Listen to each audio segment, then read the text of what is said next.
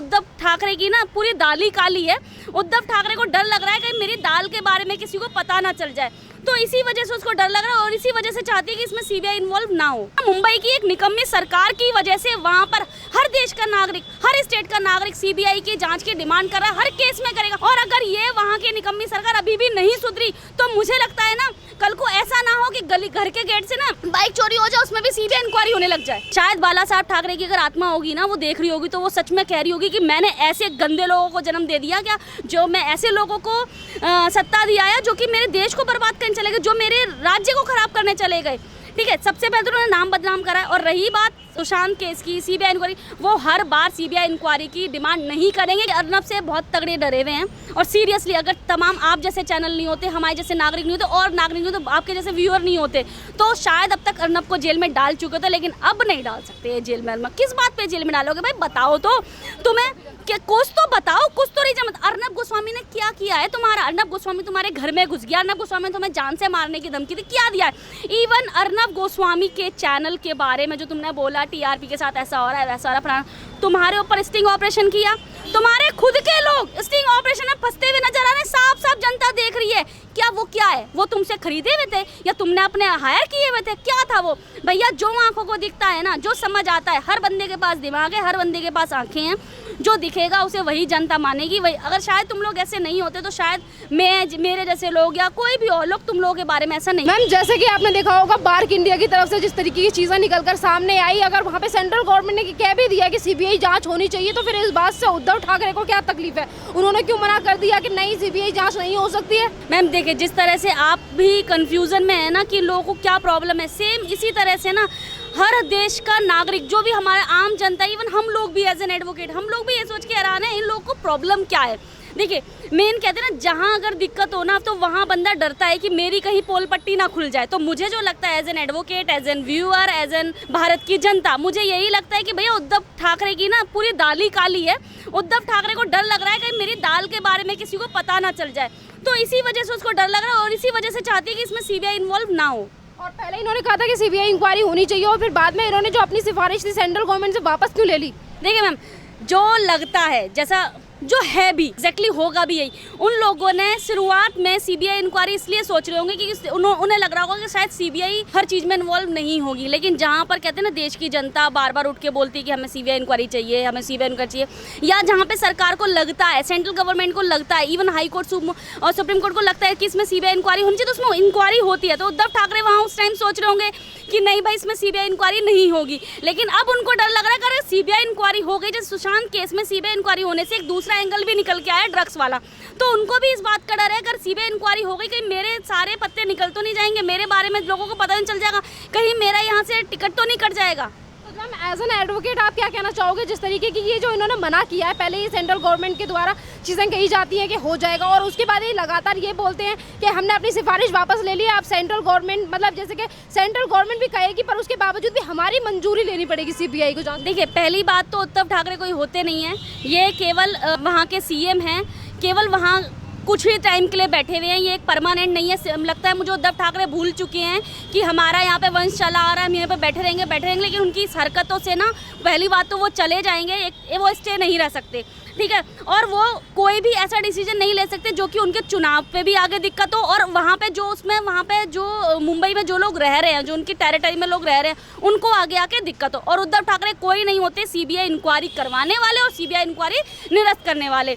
अगर कोर्ट को लगता है, अगर सेंट्रल को लगता है इसमें सीबीआई जांच होनी चाहिए तो इसमें सीबीआई जांच होनी चाहिए। और रही रिपब्लिक भारत की, तो मैं खुद बोलती हूँ, हमारे देश की तमाम जनता बोलती है इसमें सीबीआई इंक्वायरी होनी चाहिए।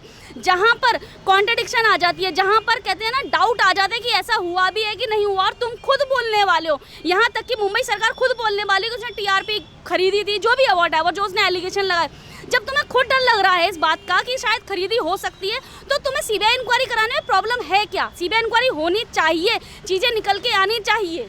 और यहाँ पे संजय राउत यानी कि जो इन्हीं की पार्टी के नेता हैं वो ये कहते हैं कि हर छोटी छोटी चीज़ में अब सीबीआई जांच करेगी, हम होने नहीं देंगे। भाई छोटी छोटी जांच में सीबीआई इंक्वायरी जो हो रही है ना, वो तुम्हारी नाकामियों की वजह से हो रही है, मुंबई सरकार की नाकामी निकम्मेपन की वजह से हो रही है। अगर ये निकम्मी सरकार नहीं होती, मुंबई के अंदर वहाँ की खरीदी हुई पुलिस नहीं होती, तो शायद सीबीआई इंक्वायरी नहीं होती और हमारे देश की जो सीबीआई है उसको उतना नाम का बर्डन नहीं होता, क्योंकि ऑलरेडी जो हाईलाइटेड केस होते हैं, ऑलरेडी जो हीनियस क्राइम वाले केस होते हैं, उसमें मुझे लगता है उसमें एज एन सीबीआई इंक्वायरी होनी चाहिए। हर केस में सीबीआई इंक्वायरी नहीं होनी चाहिए, लेकिन मुंबई की एक निकम्मी सरकार की वजह से वहाँ पर हर देश का नागरिक, हर स्टेट का नागरिक सीबीआई की जांच की डिमांड कर रहा है, हर केस में करेगा। और अगर ये वहाँ की निकम्मी सरकार अभी भी नहीं सुधरी तो मुझे लगता है ना, कल को ऐसा ना हो कि गली घर के गेट से ना बाइक चोरी हो जाए, उसमें भी सीबीआई इंक्वायरी होने लग जाए। और यहाँ पे मुझे ये समझ नहीं आता कि जितनी भी चीज़ें होती हैं, चाहे सुशांत का केस हो, तमाम तरीके की पाल घेर की चीज़ें भी सामने आई थी, जहाँ पे अप्रैल के टाइम पे साधुओं को लिंचिंग के द्वारा उन्हें मार दिया जाता है, तो हर मामला इन्हें छोटा नजर क्यों आता है उद्धव ठाकरे की सरकार को? मैम देखिए, उनको हर वो मामला छोटा नजर आएगा जिसमें उनके लोग शामिल होंगे। जिसमें उनके लोग शामिल नहीं होते तो उनको वो मामला छोटा नहीं नजर। जैसे आप जो साधु की वहाँ पे हत्या हुई है, सुशांत की हत्या हुई है, काफ़ी सारे ऐसे मॉब लिंचिंग, हम ठीक है, एसएसआर की वहाँ पे हत्या हुई है, उनको वो सारे मामले ही छोटे नजर आएंगे। लेकिन देखिए, अब वहाँ पे उन लोगों ने क्या करा, वहाँ पे क्या कंगना रनावत का घर तोड़ दिया, उनको वो मामला छोटा नजर नहीं आया। जबकि कोर्ट भी बोल रही है वहाँ पे बरसात के टाइम पे आपने उसकी ऐसी प्रॉपर्टी को डिस्ट्रॉय करा है जो कि हम उसको काफी टाइम तक, लंबे समय तक उसको फैला के नहीं रख सकते, क्योंकि उसकी खराब होना शुरू हो जाएगी। वहाँ पे वो मामला इन्हें छोटा नजर नहीं आया, वहाँ पे इनकी तख्ती गैंग सामने नहीं आई। जब ये लोग खुद सामने आके सीना चोरी कर रहे हैं तो मैम इस मुझे नहीं लगता कि शिवसेना ने अपना नाम बदनाम कर दिया, जो उनकी शुरू से जो उनकी चली आ रही थी बाला साहब ठाकरे का। शायद बाला साहब ठाकरे की अगर आत्मा होगी ना, वो देख रही होगी तो वो सच में कह रही होगी कि मैंने ऐसे गंदे लोगों को जन्म दे दिया क्या, जो मैं ऐसे लोगों को सत्ता दिया है जो कि मेरे देश को बर्बाद करने चले गए, जो मेरे राज्य को खराब करने चले गए। ठीक है, सबसे पहले तो उन्होंने नाम बदनाम करा है। और रही बात सुशांत केस की, सीबीआई इंक्वायरी, वो हर बार सीबीआई इंक्वायरी की डिमांड नहीं करेंगे। मुझे एक ये बात भी है कि जितनी भी चीज़ें निकल कर सामने आती हैं सीबीआई जांच को लेकर, अब वहाँ के गृह मंत्री यानी कि अनिल देशमुख भी इस तरह की बातें कहते हैं कि तो राजनीति हो रही है, इसीलिए हमने मना किया है सीबीआई के लिए। कुछ पार्टियां हैं जो लाभ उठाने की कोशिश कर रही हैं सीबीआई के। कुछ पार्टी क्या, सारी पार्टी लाभ उठाने के इसमें बारे में सोच रही है, सब अपना अपना तुरुप का इक्का कर रहे हैं, चाहे वो कहीं भी लड़ाई हो। अभी आप हाथरस में देखते हैं, वहाँ पे भी कितने सारी कहते हैं ना, वहाँ पे लोग राजनीति करने आ गए थे। मुंबई में कुछ हुआ, वहाँ पे राजनीति करने आ रहे। भैया राजनीति तो अब आज के टाइम में इतना गंदा दलदल बन चुका है, हर बंदा इतनी गंदी घिनौनी राजनीति कर रहा है जिसको ना देखते हुए और सुनते हुए कान पक गए हैं। शर्म आती है कि तुम लोग इतने गिर जाओगे, इतना तुम डाउन हो जाओगे कि अपना जमीर तक गिरा दोगे। और रही बात मुंबई की, मुंबई में भैया राजनीति अगर आप किसी को थोड़ा सा स्पेस देते हो तो वो आएगा। यहाँ पर मैं दोबारा से बोलूँगी, मुंबई सरकार इतनी निकम्मी सरकार है। वहाँ के उद्धव शिवसेना, जो भी सेना बनी थी शिवसेना, अब तो मुझे नहीं लगता कि शायद उनको नाम अपना शिवसेना हटाए, कुछ और सेना में शामिल हो जाना चाहिए, वहाँ कुछ और बन जाना चाहिए, या तो फिर बिकाऊ सेना बन जाना चाहिए।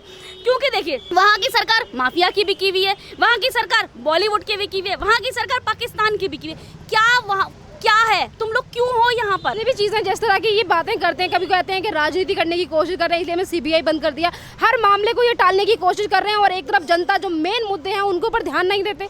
देखिए मैम, मेन मुद्दे पे वही तो, इतनी वहाँ पे बाढ़ का इशू है, इतना वहाँ पे सबसे ज़्यादा दिल्ली और मुंबई वहाँ पे कोरोना का इशू है, वहाँ पर इन सब चीज़ों पे ध्यान नहीं दे रहे हैं। लेकिन किस पे ध्यान दे रहे हैं? एसएसआर पे ध्यान दे रहे हैं। कंगना रनावत पर उनकी पूरी पार की नज़र है। मुझे तो लगता है उन्होंने सारे ना अपने पर्सनल कुछ गैंग इकट्ठी बनाई होगी, है ना, उन्होंने बनाई होगी, वहाँ पे जाके रखी भी होगी कि भाई देखते रहो क्या कर रही है क्या नहीं कर रही, कहीं हमें डंडा ऐसा ना कर दे जो कि हमारी सारी खबर निकल के आ जाए।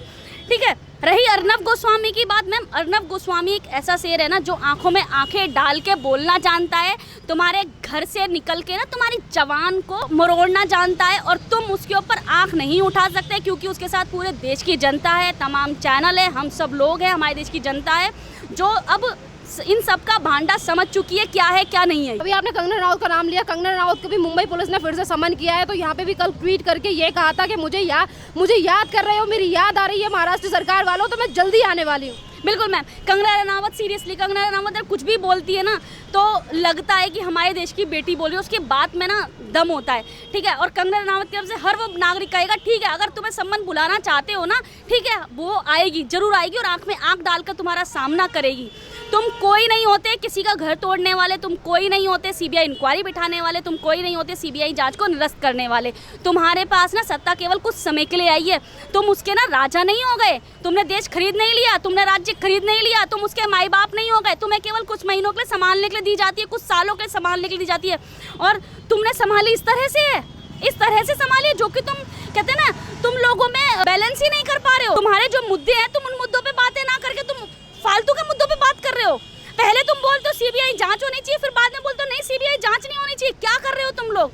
Seriously shame on you Shiv Sena, तुम लोगों ने नाम डुबो दिया है। और यहाँ पे अगर इसी तरीके की इन सारी चीज़ों पे अगर इनके पे ध्यान दिया जाए तो जिस तरीके से इनका रवैया रहा है, यहाँ पे आपने मुंबई पुलिस का रवैया भी देखा होगा। परमवीर सिंह यानी कि सीपी हैं, वहाँ के पुलिस कमिश्नर हैं, और वो इस तरीके की बातें करते हैं। कल कह रहे थे कि जो अर्नब के ऊपर फिर से FIR दर्ज की जाएगी, अर्नब गोस्वामी को लेकर इतने षड्यंत्र रचे जा रहे हैं, और शिवसेना की तरफ से ये खबरें भी निकल कर आती हैं कि अर्नब को जेल में डालना चाहते हैं। बिल्कुल मैम, अगर पता है हमारे अगर ये मीडिया नहीं होती ना तो शायद ये अर्नब को जेल में डाल चुके होते, क्योंकि अब इन पर दबाव है। अगर अर्नब को जेल में डाल दिया ना तो इन जैसे भी इनकी बखियां उड़ी है ना, अभी फिर दोबारा से इनकी बखियां उड़ जाएंगी। रही अर्नब की बात, अर्नब से तो भाई डरेंगे। अभी शायद आपने देखा भी होगा मुंबई के अंदर जितने भी जितने भी केबल चैनल थे उन लोगों ने कहते हैं डंडे के जोर पे बोला कि तुम ये चैनल मत दिखाओ। भाई क्यों नहीं दिखाएं चैनल? तुम होते कौन हो? तुम कॉन्स्टिट्यूशन ने तुम्हें राइट दे दिया क्या कि तुम क्या दिखाओगे क्या नहीं दिखाओगे? तो तुम उसको बाउंड करोगे कि क्या दिखाया जाना चाहिए क्या नहीं दिखाना चाहिए। भाई अर्नब से बहुत तगड़े डरे हुए हैं, और सीरियसली अगर तमाम आप जैसे चैनल नहीं होते, हमारे जैसे नागरिक नहीं होते, और नागरिक नहीं होते, आपके जैसे व्यूअर नहीं होते, तो शायद अब तक अर्नब को जेल में डाल चुके थे, लेकिन अब नहीं डाल सकते ये जेल में। अर्नब किस बात पे जेल में डालोगे? भाई बताओ तो, तुम्हें क्या कुछ तो बताओ, कुछ तो नहीं जमत। अर्नब गोस्वामी ने क्या किया है तुम्हारा? अर्नब गोस्वामी तुम्हारे घर में घुस गया, अर्नब गोस्वामी ने तुम्हें जान से मारने की धमकी दी, क्या दिया है? इवन अर्नब गोस्वामी के चैनल के बारे में जो तुमने बोला TRP के साथ ऐसा हो रहा है वैसा हो रहा है, तुम्हारे ऊपर स्टिंग ऑपरेशन किया, तुम्हारे खुद के लोग स्टिंग ऑपरेशन में फंसते हुए नजर आ रहे हैं, साफ साफ जनता देख रही है। क्या है वो तुमसे खरीदे हुए थे या तुमने अपने हायर किए हुए थे? क्या था वो? भैया जो आंखों को दिखता है ना, जो समझ आता है, हर बंदे के पास दिमाग है, हर बंदे के पास आंखें हैं, जो दिखेगा उसे वही जनता मानेगी। वही अगर शायद तुम लोग ऐसे नहीं होते तो शायद मेरे जैसे लोग या कोई भी और लोग तुम लोगों के बारे में ऐसा नहीं कहते। और तमाम लोग ऐसे भी हैं जैसे कि जिस तरीके का रवैया भारत सरकार का, यहाँ के CP का, तमाम लोगों का राय, तो लोग ये कह रहे हैं कि महाराष्ट्र में राष्ट्रपति शासन लगना चाहिए और इन दोनों को उद्धव ठाकरे हो या फिर पुलिस कमिश्नर, इन सबको इस्तीफा दे देना चाहिए। बिल्कुल मैम बिल्कुल वहाँ पे राष्ट्रपति शासन। आज एक मैं बात क्लियर बोलती हूँ, मैं दिल्ली में रहती हूँ और मुझे दिल्ली में रह के ना दिल्ली पुलिस पर बहुत प्राउड है। ठीक है, रहे थोड़े बहुत कहते हैं ना मनमुटाव वो होते रहते हैं, वो कहते हैं घर में जब 2 बर्तन होंगे वो खटकेंगे, लेकिन सीरियसली मुझे अपनी दिल्ली पुलिस पर बहुत गर्व है, बहुत गर्व है। रही मुंबई पुलिस की बात, Mumbai police Shem on you. इनका तो सबसे पहले मैडम जो उड़ान वो जो फंक्शन करते हैं ना उनको ख़त्म करना चाहिए। पहले जैसे जजेस है ना, जजेस होते हैं ना, जो जज लोग किसी भी पब्लिक इस तरह से नहीं शो ऑफ कर सकते, नहीं जाते, सेम इन पे भी ऐसे रूल रेगुलेशन आने चाहिए कि तुम किसी के बिकाऊ कुत्ते नहीं हो सकते। तुम्हें रोटियां फेंकी और तुम टन करके भागते चल दिए, ऐसा नहीं हो सकता। ठीक है, वहाँ पे वो उड़ान से वो खत्म करना चाहिए। इन अवार्ड किस चीज़ के अवार्ड लेते हो तुम लोग? क्या करते हो तुम लोग? अपनी ड्यूटी रोल पे कर रहे हो और तुम्हें उसकी तनख्वाह मिलती है, तुम किस बात का अवार्ड लेते हो? तुमने ऐसा क्या कर दिया जो तुम अवार्ड लेते फिरते हो? नेताओं से लेते हो तुम, अपने क्या बोलते हैं बॉलीवुड से लेते हो, तुम किससे लेते हो? भाई साहब मैं क्लियर बोल रही हूँ मैडम, इन लोगों को ना सैलरी के अलावा ना इन लोगों को बॉलीवुड से बहुत मोटा पैसा आता है, बहुत अच्छा खास, क्योंकि देखो बॉलीवुड के बहुत बड़े बड़े लिंक हैं इन लोगों के, क्या बोलते हैं, इन लोग पाकिस्तान से लिंक हैं, इन लोग तमाम ऐसी गतिविधियों से लिंक है जो कि देश के लिए खतरा होती हैं। ठीक है, थैंक यू, वेलकम।